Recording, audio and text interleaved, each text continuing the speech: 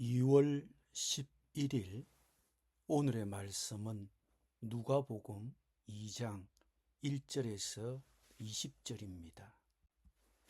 그때에 가이사 아구스도가 영을 내려 천하로 다 호적하라 하였으니 이 호적은 구레뇨가 수리아 총독이 되었을 때에 처음 한 것이라.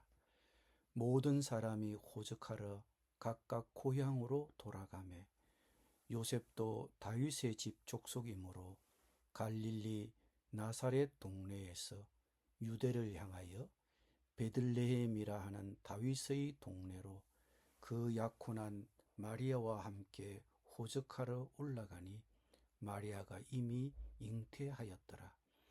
거기 있을 그때에 해산할 날이 차서 첫 아들을 낳아 강보로 싸서 구유에 뉘었으니 이는 여간에 있을 곳이 없음이러라.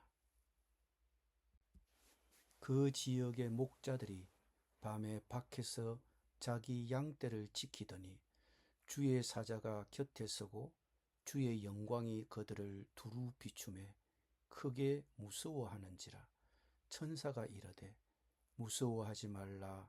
보라, 내가 온 백성에게 미칠 큰 기쁨의 좋은 소식을 너희에게 전하노라. 오늘 다윗의 동네에 너희를 위하여 구주가 나셨으니 곧 그리스도 주시니라. 너희가 가서 강보에 쌓여 구유에 뉘어 있는 아기를 보리니 이것이 너희에게 표적이니라 하더니 홀련히 수많은 천군이 그 천사와 함께 하나님을 찬송하여 이르되 지극히 높은 곳에서는 하나님께 영광이요 땅에서는 하나님이 기뻐하신 사람들 중에 평화로다 하니라.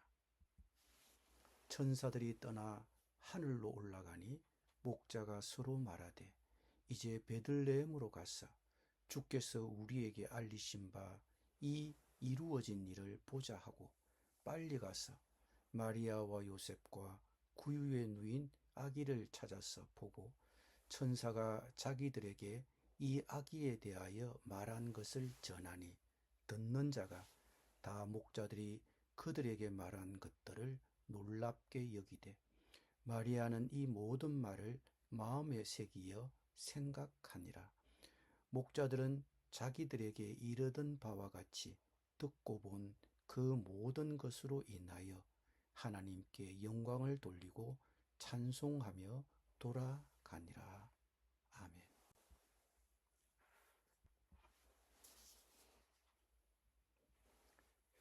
예수님이 탄생하실 때 유대는 로마의 속국이었습니다. 당시 로마의 황제는 아우구스투스, 이 사람은 율리우스 시저의 양자로서 그는 피부린내 나는 내전 끝에 정적을 모두 제압한 후 자기의 광대한 전 영토에 대한 인구 조사를 실시하기로 결정합니다. 이 인구 조사로 인해 요셉도 약혼녀 마리아와 함께 고향 유대 베들레헴 땅으로 돌아옵니다. 이때 이미 마리아는 임신 중이었습니다. 마태복음의 기록에 의하면 요셉은 마리아의 임신을 알게 되었을 때 약혼자에게 부끄러움을 주지 않으려고 조용히 파혼하려고 했습니다.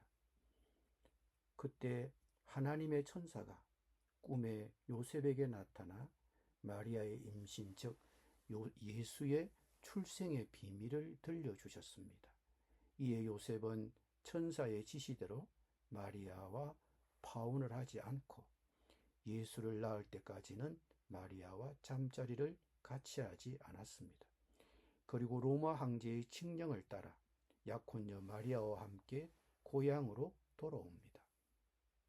당시 약혼은 결혼과 다름없는 법적 권리를 대부분 행사할 수 있지만 성관계는 금지되었습니다.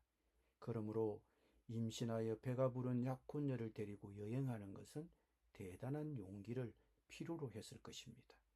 이런저런 정황으로 미루어 볼 때 우리는 그녀의 약혼자였던 요셉의 인품과 신앙을 미루어 짐작할 수 있습니다. 마태복음의 저자 마태는 이런 요한을 의로운 사람이라고 묘사했습니다. 요셉은 고향 베들레헴으로 귀향하여 이미 만삭이 된 약혼녀의 출산을 준비해야 했습니다. 그러나 오늘 본문에 의하면 약혼녀 마리아의 몸을 풀 수 있는 방을 구하기가 어려웠다고 합니다. 아마도 베들레헴을 고향으로 둔 사람들이 호적 등록을 위해 모두 돌아왔을 테니 명절만큼이나 크게 붐비지 않았을까 추측해 봅니다. 그러니 여간에 빈 방이 없었습니다. 어쩔 수 없이 마리아는 축사에서 출산하게 되었습니다. 이처럼 예수님의 출생은 초라했습니다. 그런데 바로 그때 예수님의 출생 소식이 밤에 밖에서 양떼를 지키고 있던 목동들에게 알려졌습니다. 목동들에게 천사가 나타나 예수님의 탄생 소식을 전했습니다. 이 예수님의 탄생을 천사들은 큰 기쁨의 좋은 소식이라고 말했습니다. 기쁜 소식이 무엇입니까? 하나님의 아들이 이 세상에 사람의 몸을 입고 오신 것입니다. 무엇 때문에 오셨습니까? 범죄함으로 하나님의 심판 아래에 있는 인간들을 구원하러 오셨습니다. 이것은 모든 사람들 누구에게나 해당이 되는 기쁜 소식입니다. 예수님의 탄생 소식을 들려준 천사들은 목동들에게 베들레헴으로 가서 그 아이를 찾는 방법을 가르쳐 주었습니다. 포대기에 쌓여 가축 여물통에 누워있는 아기를 보게 될 것이다. 이것이 목동들이 아기를 찾아가는 사인입니다. 물론 목동들은 베들레헴에서 아기 예수가 있는 축사를 찾을 때까지 축사 하나하나를 조사했을 것입니다. 그러나 베들레헴은 그리 큰 성읍은 아니었습니다. 이렇게 아기를 찾을 수 있도록 목동들에게 표적을 알려준 후에 천사들은 갑자기 등장한 더 많은 천사들과 함께 하나님을 찬양했습니다. 천상의 상가대가 예수님의 탄생을 축하하는 축가를 불러준 것입니다. 더없이 높은 곳에서는 하나님께 영광이요 땅에서는 주님께서 좋아하시는 사람들에게 평화로다. 예수님의 탄생은 하나님께는 영광을 돌리는 일이며 사람들에게는 평화가 임합니다. 예수님이 탄생하심으로 하나님이 영광스럽게 되신 것입니다. 예수님이 이 땅에 오셔서 당신의 죽으심으로 죄악으로 오염된 이 땅과 이 백성을 구원하심으로 하나님을 영광스럽게 하셨습니다. 그리고 예수님의 탄생으로 사람들에게 평화가 임했습니다. 예수님은 하나님과 인간 사이, 사람과 사람 사이에 평화를 주십니다. 죄를 지으면 사람들과의 관계가 불편해집니다. 화목할 수 없습니다. 평화가 깨어집니다. 다시 화목해 되는 방법은 용서를 구하는 것입니다. 죄를 용서받으면 관계가 다시 회복됩니다. 다시 평화를 누립니다. 하나님과의 관계도 마찬가지입니다. 우리 모두는 하나님의 용서를 필요로 합니다. 우리는 하나님이 보내신 예수님을 통해 죄 용서함을 받습니다.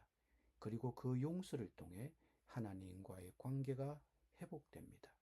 그것이 하나님과의 평화입니다.